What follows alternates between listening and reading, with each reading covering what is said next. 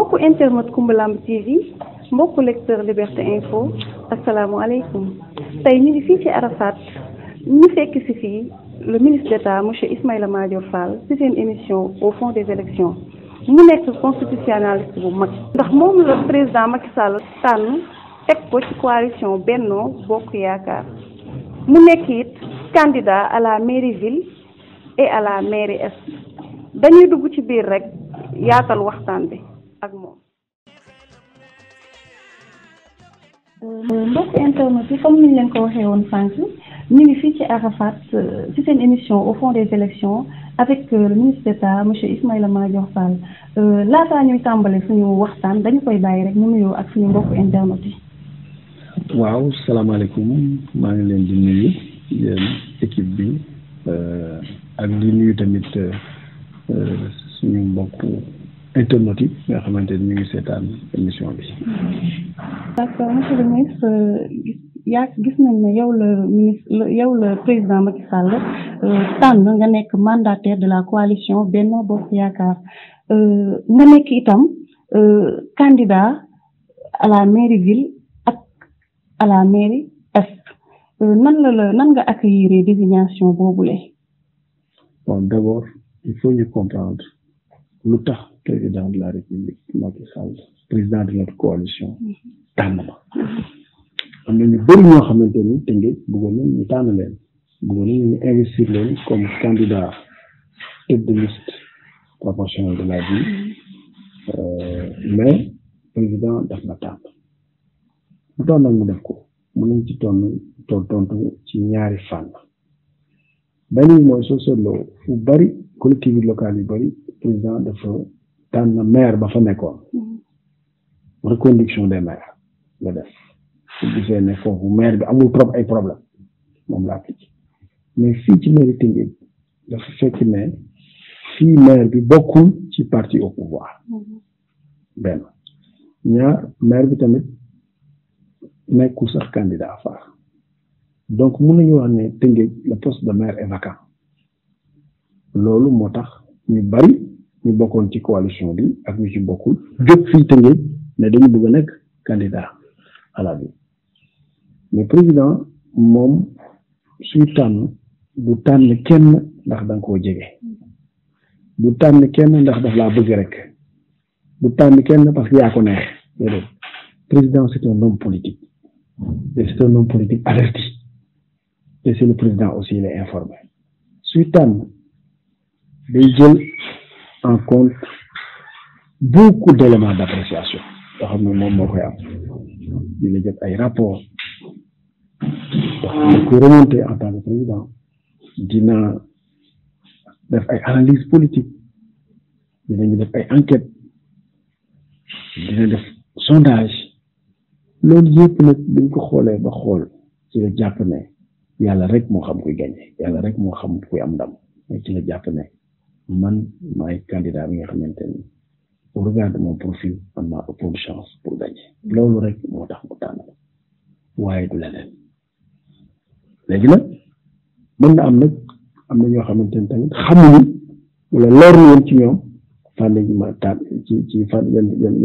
anam ak yan fan lañ ma tànne waaye mën nañu wax ne loolu rek la du leneen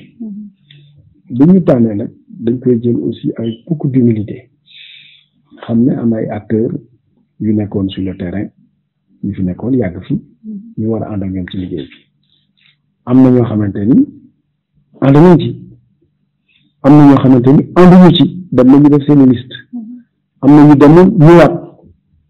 mais li ci gën a am solo mooy ndax la masse critique des militants de l'APR la masse critique de Benno Bokk Yaakaar est avec nous te loolu mën nañu répondre par l'affirmative pourquoi parce que dafa am ñu bari ñoo xamante ni fii duñu militant Massamba duñu militant Mademba duñu électeur Massamba duñu électeur Mademba militant au président Macky Sall surtout soo jëlee APR moom fii ñu bari duñ doon wax da ngeen Dima Dieng Diakhaté wax ko da ngeen ministre Aram Ngoye wax ko mu ne fu président xool lay xool donc fii li ci ëpp solo mooy ñu bari ñu ànd ak président la masse critique ànd nañu ci décision président boobu léegi am na ñoo xam ne ñoom ànduñu ci waaye ànd boobu tamit foofu laay jeexale ci tontu bi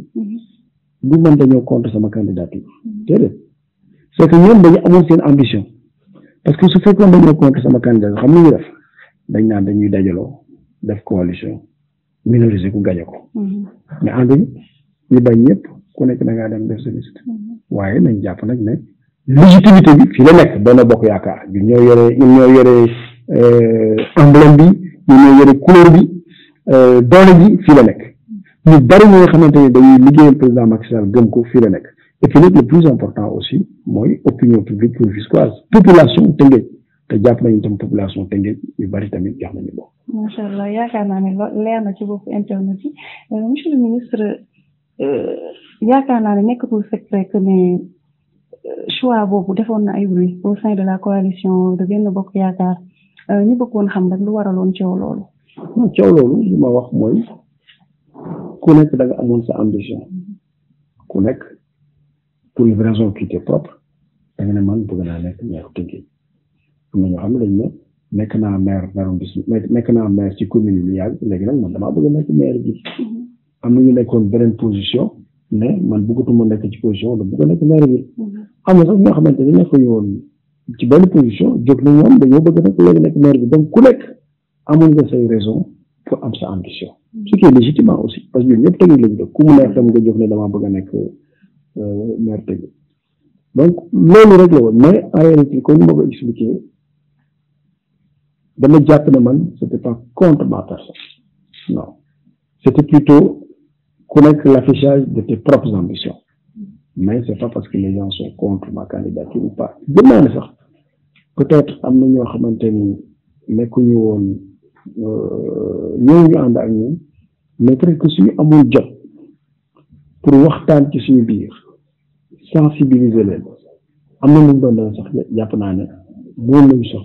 ñu rangé wu derrière ma candidature mais après soo leen xoolee bon tout aussi s'est fait très vite on n'a pas eu le temps de la concertation peut-être qu'il y a eu quelques incompréhensions mais le plus important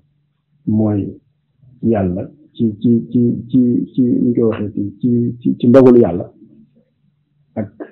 décision président Macky Sall ñun lañu tànn comme candidat de la coalition Benno Bokk Yaakaar au niveau de la ville et au niveau de l'Est au niveau de la ville loolu choix bu président daf ko jël assumé ko mais au niveau de l'Est tamit lu tax ñu def ko waaw dañu xool ne au niveau de l'Est am nañu ay leader yu bari yoo xamante ni dañu am aussi ambition nekk maire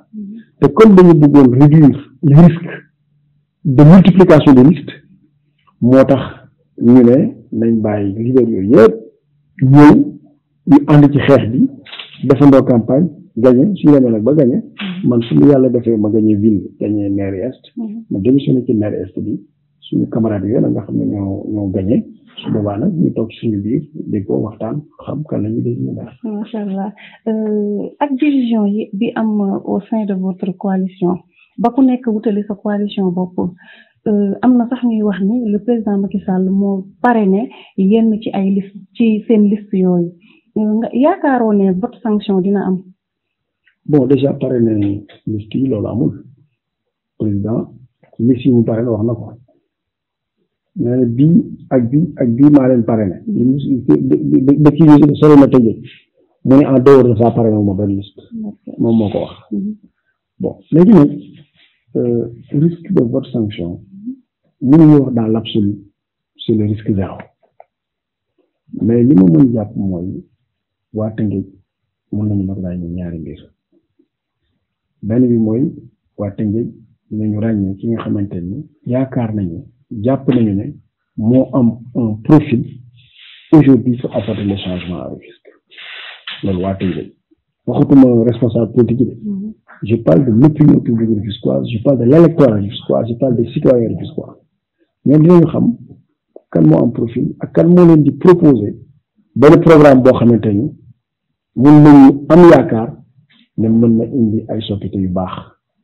ci Tëngéej loolu c'est très important ensuite man gëm naa ne président Macky Sall su demee ba moom ci boppam mu tànn war na xam ne ci mu tànn noonu nit ñi nañ ko jàppale te aujourd'hui suñu jëlee élection présidentielle président moo fi gagné woon 54%. mën nañu jàpp ne 54% yooyu ñu bari président la ñuy dégg am na sax ñoo xam ne ñu déglu président parce que nekk di doon dinañ wote te nekk ñu 54% yi ba nga xamante ni pour man mënuma ko rejeter totalement ne vote le risque de vote sanction amul mais pour man le risque de vote sanction est faible je ne dirais pas nul mais faible et puis nag bu ñu fàtte benn affaire ci période pré-campagne bi ak période de campagne bi dinañu utiliser aussi tous les moyens yi nga xamante ne am nañ ko pour qu'on se retrouve waxuma ñi nga xamante ne dañu am seen liste bopp déedéet mais ñi nga xamante ni ay candidat benn bokk yaakaar lañu par exemple fii candidat benn bokk yaakaar yi ñan la ñetti candidat benn bokk yaakaar moo fi am kenn ci mi ngi tudd Mame Omar Mané mooy candidat benn bokk yaakaar au nord on travaille en étroite coopération en étroite collaboration keneen ki mooy le président Souleymane Ndoye président du conseil départemental tête de liste du département et tête de liste pour la commune de l'Ouest moom tamit amoon na yu fi xewoon parce que bi ñu def investiture bi indi woon na coow c'est normal parti au pouvoir ngeen nekk ay responsable politique bëgg investiture il faut coow am xam nga fan la coow du am parti yu ndaw yi parti yi nga xam ne amul enjeu xam nañ ne kenn du gagné mais un grand parti au pouvoir am ay responsable loolu il faut coow am mais loolu jàpp nañ ne coow boobu dañ koy dépassé suñ ko dépassé nag dinañu gisante maanaam moom waxtaanandoo defandoo campagne expliquer militants yi que loolu weesu nañ ko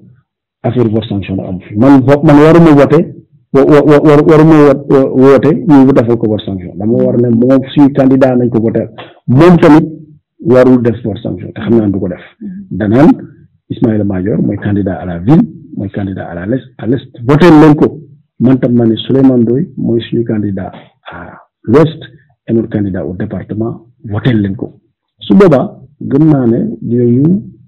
def loo xamante ni militants yi ak électeurs yi loolu la ñu xaar muy booloo benn bokk yaakaar benn bokk campagne benn bokk liggéey benn bokk gagné donc tax gëm naa ne le risque de vote sanction existe mais je pense qu'il est faible et on va prendre des initiatives d'ici la fin de la campagne pour réduire tous ces risques de vote sanction. jërëjëf monsieur le ministre selon nos sources am na sa benn collaborateur bi nga xam ne dafa demal boppam muy monsieur Boulkhère Fall ndax division boobu c'est profitable à votre coalition sinon pourquoi avez-vous laissé faire non xam nga su ma amee ay dizaine de responsables ñu kenn rek benn cas dama ndax loolu mënul indi ay problème non loolu c'est pas possible ma jël benn exemple rek soo ma demoon sax ñaar wala ñett wala ñeent wala juróom ma wax donc loolu notre camarade Boulkhère dafa dem parce que dafa bëgg nekk candidat au nord te du bëgg nekk candidat au nord man dama ko expliqué woon ne dañu nekk ci situation boo xamante ni candidat yi en fait président de la république moom moo leen daal man sax xaw ma woon ndax dañ may investir donc man mënuma ko soutenir mais moom tam jàpp na ne yàgg na politique am na ambition qui est légitime dafa bëggoon samp dëggam nekk candidat mu dem mais man gëm naa ne candidature boobu d'abord benn nit rek la moom rek la gëm naa ne mënuñu yàqal ñu bari. macha allah léegi dañoo bëggoon rek nga wax ñu lan nga dencal la population rufisquoise une fois élue. loolu nag bëri boo xamante pour wax ko pour répondre ko dans le cadre de cette question du yomb. mën nga ñu ci laalal tuuti rek. ñaar. les points les plus essentiels quoi. waaw mais ñaar rek soo ko génnee tamit am na ñu bëri ñoo xamante ne mën nañu ko jël ndax dafa am candidat yu bëri yoo xam ne amuñu programme ñuy soo wax rek ñuy dégg soo génnee si programme yi ñuy jóg waaw mais li ma mën a tontu rek mooy ñun dañu am ambition defar beneen Tëngéej bu bees ak fii bari na trop mais fi ñu bëgg njëkk a commencé c'est revoir notre système de gouvernance budgétaire économique financière de la commune bëgg nañu def ba nga xam ne d'abord dañu indi leeral ci lépp transparence on veut que la mairie soit une vitrine dafa am yëpp ñu koy xam suñu koom suñu am suñu ressource fu ñu dugg mu leer ci ñëpp beneen bi mooy bëgg nañu def liggéey boo xamante ni dañu yokk budget wu ville bi parce que gis nañ ne budget bi à peu près ay 6 milliards la liñ ci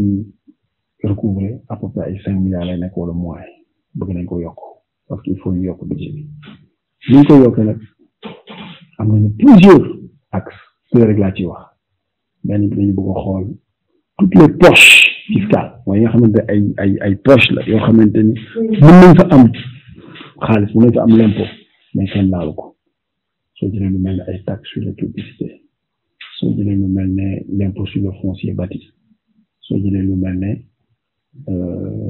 yenn impôt yi nga xamante ni am na soo xoolee nomenclature fiscale bi da nga koy gis mais pour des raisons différentes budget bi ville bi da ko recouvrer loolu dañ ko bëgg a recouvrer beneen bi ci des mooy dañu bëgg a ut ay ressources yoo xamante ni dinañu mën a permettre ñu réaliser ay infrastructures ressources yooyu dañ ko def ci budget bi parce que soo ne dama bëgg a tabax hôpital pare ne sa tabax hôpital boobu ci budget bi laa koy jël la ngay waxu caaxaan ñun dañu bëgg a mettre en œuvre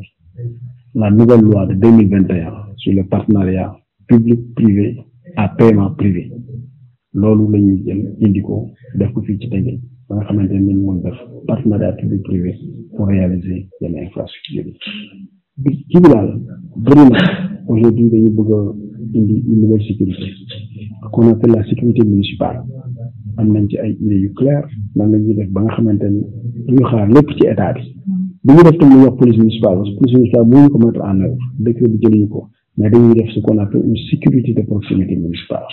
am nañ ci ay idées yu leer programme bi daal yaatu na nañ jàpp rek ne bëgg nañu changer